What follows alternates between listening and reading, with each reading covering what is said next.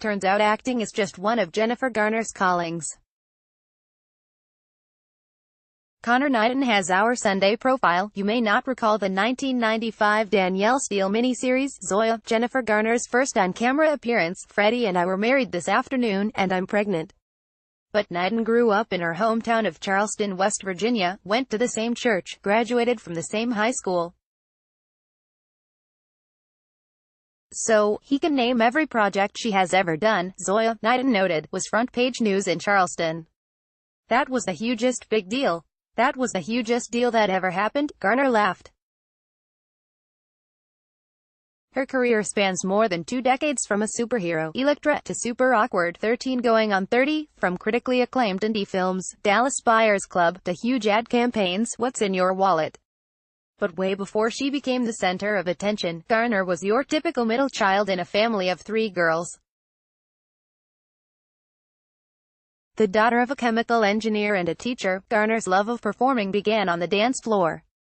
My mom just put us in dance, she said. And I wasn't as talented naturally as either of my sisters. But I was expressive. They would say, "Oh, she's very expressive." Connor Knighton interviews fellow Charleston, WVA native Jennifer Garner for Sunday Morning, CBS News. She entered Ohio's Denison University as a chemistry major, but graduated with a BFA in theater. After 4 years, she had left her West Virginia accent behind. When I went to college, I had a bit of a twang. I sounded kind of mountain wide, Garner said. But I loved any play that was just dripping with words. The more words, the better. And it takes a long time to speak with a twang. So, I had it kind of kicked out of me. After traveling the country in summer stock theater productions, building sets along the way, Garner started building a small resume of television appearances. A guest spot on the TV series, Felicity, caught the attention of writer-director J.J. Abrams, inspiring him to create a role with her specifically in mind. Super Spy Sydney Bristow on TV's Alias, Jennifer Garner in the spy series, Alias 2001 to 2006. ABC. It was a role the studio made her fight for, literally. Garner said, "I went through the yellow pages. I looked up the local guy who had the most degrees of black belt. I called him, I went to see him every day, and by the time I had my 5th audition for Alias, they said, 'What can you show us?' And I said, 'Well, I've learned a couple of forms. I'm already this belt. I can do this,' and I just stood in the room and did it," Knighton said. "I remember there was a summer in college I'd gone to New York, and I'd seen a billboard for Alias, with you in an orange wig. And I realized that things are about to get really different for her." How did that change your life? It changes it in such an instant and enormous way, because it's startling to become recognizable. "It's startling and shocking," she replied. Alias made her a star, but nothing could have prepared Garner for the non-stop tabloid coverage that followed her romance with actor Ben Affleck.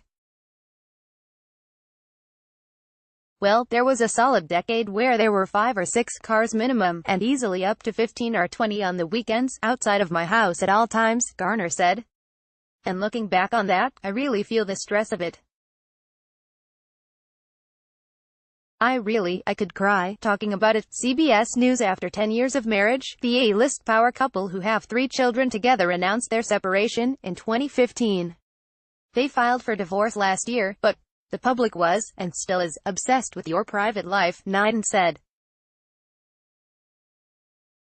"What has that been like for you, going through a divorce and having every moment of that played out on the cover of these magazines?" "What I think that I've learned is that scrutiny in your private life puts a pressure to make something happen," she said. "You feel a pressure to hurry up and get married, 'cause you think that'll end the year they engaged. Are they not? Talk. And that's true in the reverse, as well.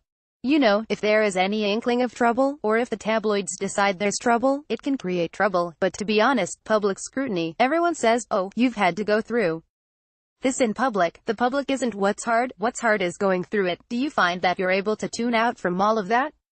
Do you pay attention?" asked Knighton. "I don't look at it I had to really get serious with myself, and say, this is not healthy. In the morning you can either be making breakfast for your kids, making their lunchboxes, or you can be getting paparazzi ready, she laughed. And so, I know which way I'm gonna go. You won't find any paparazzi out in Locust Grove, Oklahoma, just east of Tulsa, where Garner recently purchased the farm her mother, Pat, grew up on, and where her uncle Robert still lives. Actress Jennifer Garner on her family farm, with correspondent Connor Knighton. CBS News, Mama could sure fry a good chicken, said Pat Garner. Yeah, she could. Mom could make a squirrel taste real good, laughed Uncle Rob. Well, that's saying something, said Jennifer. Wait, is that in theory? Or that's in practice, asked Knighton. No, that's in practice. We ate squirrels. I will again, if I have to, said Uncle Rob. With her uncle's help, Garner is turning the old family farm into a site to grow produce for Once Upon a Farm, the organic fresh baby food company she recently co-founded. Here they'll be raising blueberries, kale and persimmons. Persimmons are native to here. They do real well here, Uncle Robert said.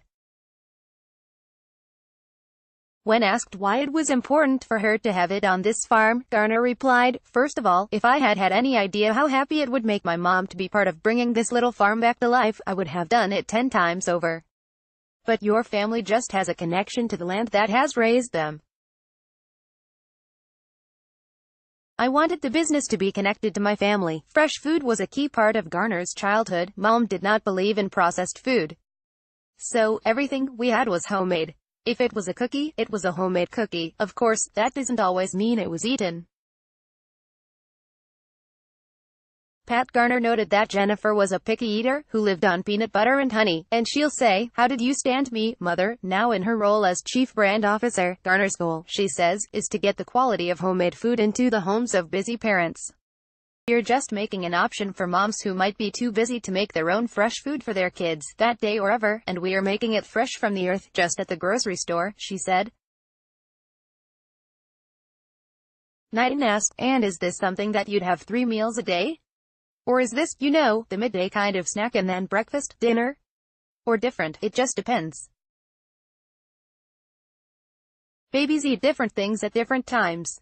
You'll see someday, Connor, nachos and milkshakes, right? Yeah, sometimes a baby might have nachos. Okay. I'll be fine, don't worry. I'll help you when you get there. It's been a busy year for the 46-year-old Garner. In addition to a celebrated turn in the movie, Love, Simon, Garner is returning to TV. She just wrapped shooting the new HBO show, Camping, and she's also back in action in the revenge film, Peppermint, that premieres this fall, but back in her backyard garden at her Los Angeles home. Blueberries are in season. Here, she grows kale and lemons, raises chickens, and keeps bees for honey. It's food for her own family, her way of connecting to how, once upon a time, she was raised. Garner said, it just makes you happy to pick something and eat it. For more info, story produced by David Rothman. To watch a trailer for Peppermint, click on the video player below. Peppermint, official trailer, in theaters September 7, 2018 by STX Entertainment on YouTube.